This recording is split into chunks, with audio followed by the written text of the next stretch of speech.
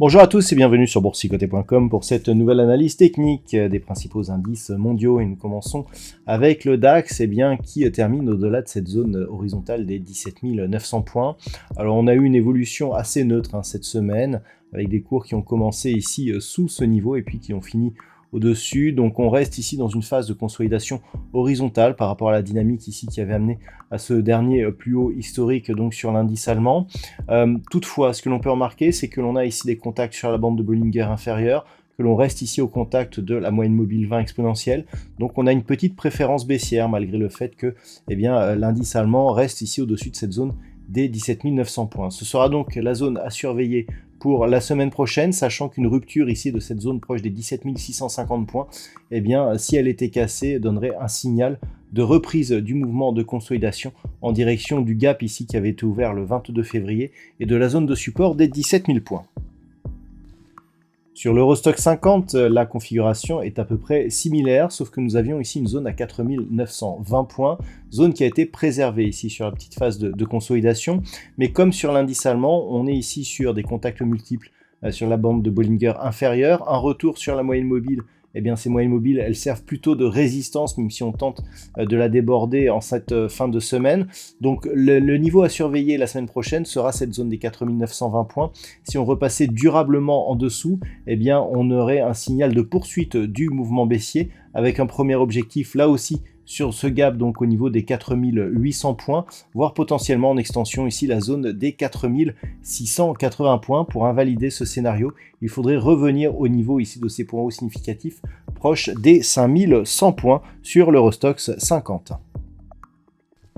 Au niveau du S&P 500, on a une configuration, certes d'un point de vue un peu plus court terme, plus haussière, mais dans la globalité qui ressemble à ce qui se passe en Europe, puisque nous avons là aussi un retournement de tendance. Nous étions précédemment sur une dynamique ici qui évoluait bien au-dessus des moyennes mobiles. On a inversé ici la tendance en repassant en dessous et en venant au contact de la bande de Bollinger inférieure. Et il semblerait que la moyenne mobile 20 exponentielle ici en pointillé rouge agisse toujours comme zone de résistance. Donc malgré le gap qui s'est ouvert et qui n'a pas été comblé, on reste sur une dynamique prioritairement baissière. On a cette zone ici des 5040 points qui pourrait nous servir de déclencheur en cas de retour sous cette zone. Mais c'est la cassure de cette zone de point bas proche des 4960 points qui nous donnerait un signal de reprise du mouvement de consolidation en direction de la zone ici des 4818 points. L'invalidation se ferait sur une rupture de cette zone de point haut intermédiaire proche des 5220 points.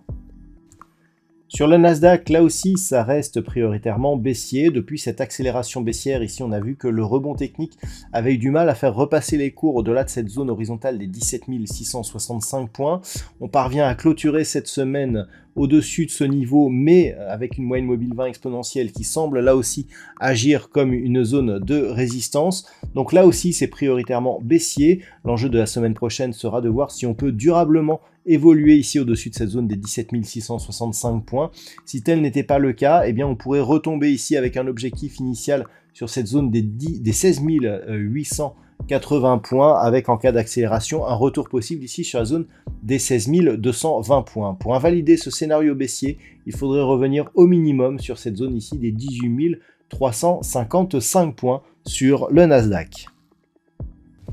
Et puis enfin sur le Nikkei, il semblerait là aussi que l'on ait pris le sens de la baisse. Après cette forte attaque ici sur la bande de Bollinger inférieure, le rebond technique n'a même pas parvenu à venir nous faire rejoindre ici cette zone de moyenne mobile 20 exponentielle, ni même cette zone horizontale ici, ancien record du Nikkei à 38 957 points.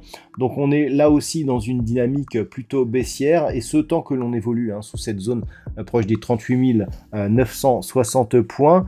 L'objectif pourrait être un retour ici sur cette zone intermédiaire des 35 760 points, mais la prochaine zone majeure se situe ici à 33 745 points. Niveau d'invalidation de ce scénario qui reste donc baissier, une cassure haussière ici de cette zone proche des 40 250 points. Voilà donc ce que l'on peut dire sur l'analyse technique de ces principaux indices mondiaux. Je vous souhaite de passer un très bon week-end. On se retrouve dès la semaine prochaine pour d'autres analyses techniques, toujours sur le site boursicoté.com.